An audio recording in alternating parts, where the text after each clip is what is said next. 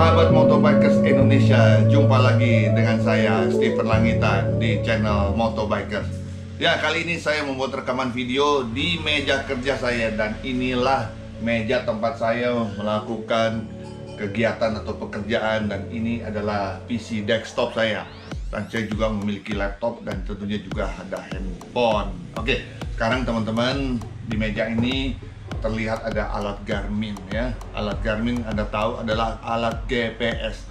Yang mau kita bahas adalah, perlukah alat GPS ini untuk kegiatan touring? Itu adalah pertanyaannya.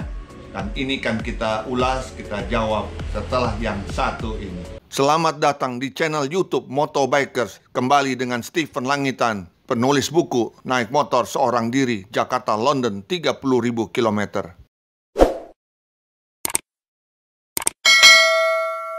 Di tangan saya ini adalah alat GPS Global Positioning System bermerek Garmin dengan tipe Zumo, dan tipe Zumo ini khusus untuk sepeda motor. Nah, Anda bisa lihat di motor merah putih, di motor itu sudah ada bracketnya dan kabelnya langsung terpasang menuju ke aki.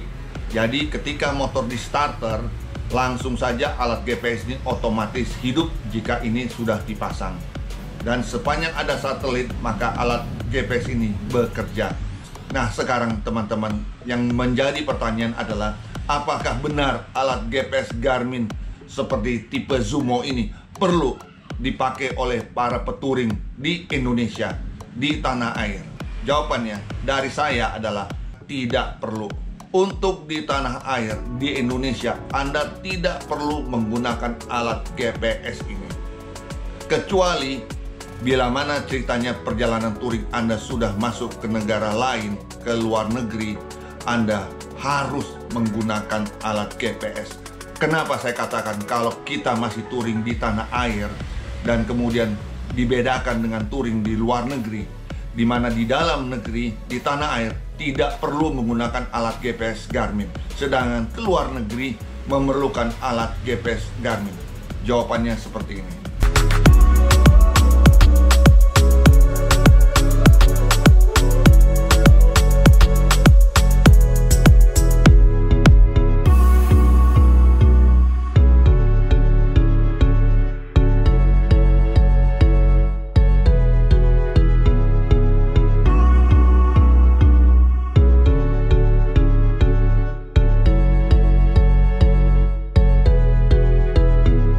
Baru saja saya menunjukkan satu ilustrasi video yang menunjukkan suasana lalu lintas di luar negeri, ya, di mana Anda bisa melihat situ adalah flyover dengan simpang-simpang yang bikin pusing. Pengalaman saya perjalanan Jakarta London, sebagaimana sudah saya tulis dalam sebuah buku, teman-teman, saya akan melewati negara-negara maju. Sangat banyak saya menemukan jalan persimpangan atau flyover yang pertama kali saya akan lewati. Sekali lagi, pertama kali saya akan melewati, dan sama sekali saya tidak tahu jalan. Karena ada alat GPS ini, maka saya sangat dibantu. Saya hanya mengikuti arahan, baik yang digambar maupun suara yang terdengar, dan saya hanya menjalani saja apa kata GPS Garmin ini. Kita ngomong di luar negeri, di negara maju, khususnya di Eropa. Ketika Anda berada sudah masuk di jalan flyover atau menemu persimpangan, di sana yang namanya sepeda motor tidak boleh berhenti. Tidak ada waktu untuk berhenti. Tidak ada waktu untuk mau melihat pelang itu belok kiri, belok kanan, atau lurus. Tidak ada waktu. Teman-teman, di sana mobil-mobil dalam kecepatan tinggi.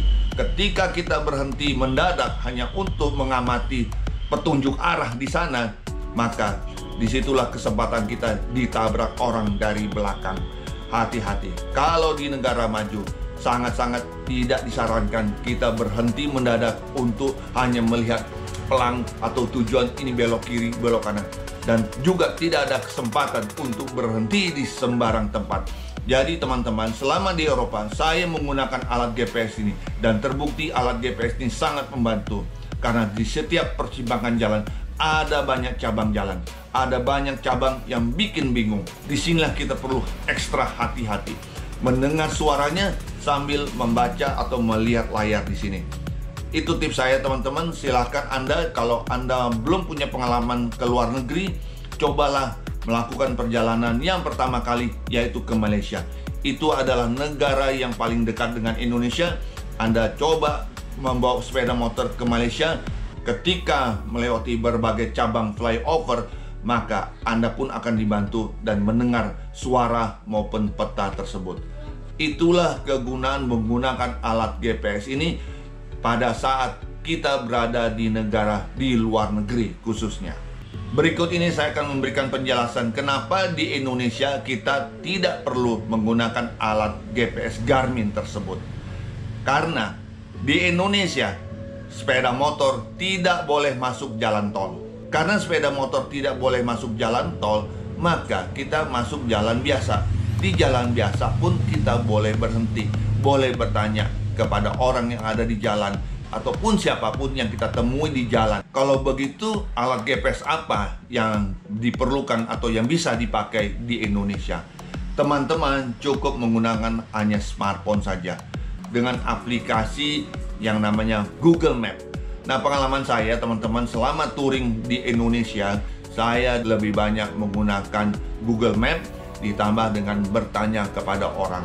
Nah, bertanya kepada orang inilah yang perlu kita harus ketahui, ada etikanya. Saat Anda berkendara naik sepeda motor, Anda bertanya kepada orang. Ketika Anda masih menghidupkan mesin, sebaiknya Anda segera matikan mesin, engine off, ya, matikan mesin, buka helm, tunjukkan muka Anda, tunjukkan mata Anda, tunjukkan bahwa Anda sedang bercakap-cakap dengan lawan dan ada orang yang di depan Anda, dan hormati bahwa Anda sedang bertanya. Anda lakukan, maka Anda akan dihormati juga oleh orang-orang yang Anda tanyai, dan Anda pun mendapat informasi bahwa jalan ini sejauh berapa kilometer, bahwa kalau belok kanan kemana, belok kiri kemana, dan itu yang Anda perlukan. Baik teman-teman, itulah tips saya. Apakah Anda perlu menggunakan GPS Garmin selama touring di tanah air? Jawabannya tadi sudah kita jelaskan. Dari video ini saya akan memberikan satu hadiah. Ini ada hadiah dari Tekiro Tools, ya, berupa satu pisau, dan juga yang keduanya adalah multifunction, ya, alat-alat serbaguna.